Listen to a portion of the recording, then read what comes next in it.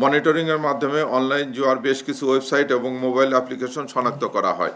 আপনারা ইউটিউবে যেয়ে দেখবেন যে কিছুদিন আগে 300 ফিট একটা BMW গাড়ি উল্টায় গেছে। এটা খুব হিট হয়েছে। এটার মালিক সে। ঢাকা মেট্রোপলিটন পুলিশের cyber and special crime division DB কর্তৃক অনলাইন জুয়া বিরোধী একটি বিশেষ অভিযান গাজীপুর এবং কুমিল্লা জেলায় পরিচালনা করে অনলাইন জুয়ার সাথে সম্পৃক্ত থাকার অভিপ্রায়ে 6 জন আসামিকে গ্রেপ্তার করা হয়। অভিযান পরিচালনাকালে ধৃত আসামিদের কাছ থেকে 606টি বিকাশ এবং নগদ অ্যাকাউন্ট সম্বলিত সিম, 67টি বিভিন্ন কোম্পানির সিম কার্ড, একটি ল্যাপটপ, একটি মাইক্রোবাস উদ্ধার করা হয়।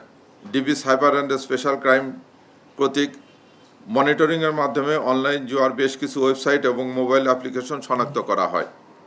উক্ত ওয়েবসাইট পর্যালোচনা করে দেখা যায় অনলাইন জুয়া কার্যক্রম পরিচালনার জন্য সাইটগুলিতে মোবাইল ফাইন্যান্সিয়াল সার্ভিসের এজেন্ট অ্যাকাউন্ট ব্যবহার করা হয়।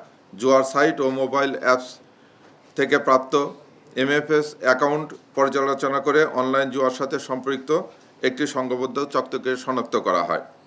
প্রাপ্ত গোয়েন্দা তথ্যের ভিত্তিতে গাজীপুর টঙ্গীতে একটি রিসোর্টে অভিযান পরিচালনা করে 3 জন আসামিকে গ্রেপ্তার করা হয়। পরবর্তীতে তাদের দেওয়া তথ্য অনুযায়ী কুমিল্লা থেকে আরও 3 জনকে গ্রেপ্তার করা হয়।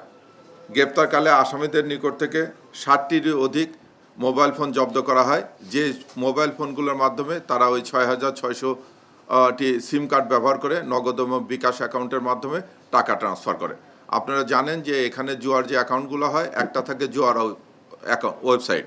সেই জুয়ার ওয়েবসাইট থেকে কি করে, এরা যে টাকাটা আসে সেই টাকাগুলো এরা এই অ্যাপসের মাধ্যমে নগদ এবং বিকাশের মাধ্যমে এই সিম কার্ড এবং এই মোবাইলগুলোর মাধ্যমে তারা এটা কালেক্ট করে।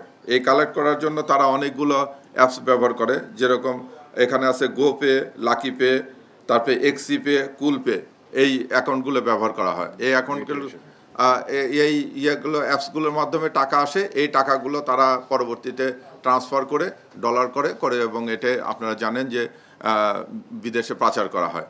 আমরা যে ইয়েটাকে ধরেছি যে আরিফুর রহমানকে, সে চালায় হচ্ছে গোপে অ্যাকাউন্টটা, এবং তাকে তথ্য দেখা গেছে তার ল্যাপটপ এবং অন্য ডিভাইস জব্দ করে যে এখানে প্রায় ডেলি 5 কোটি টাকার মতো লেনদেন হচ্ছে।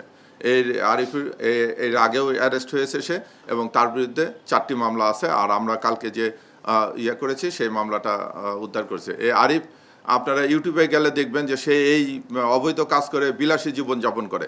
আপনারা ইউটিউবে যেয়ে দেখবেন যে কিছুদিন আগে 300 ফিট একটা BMW গাড়ি উল্টায় গেছে। এটা খুব হিট হয়েছে। এটার মালিক সে।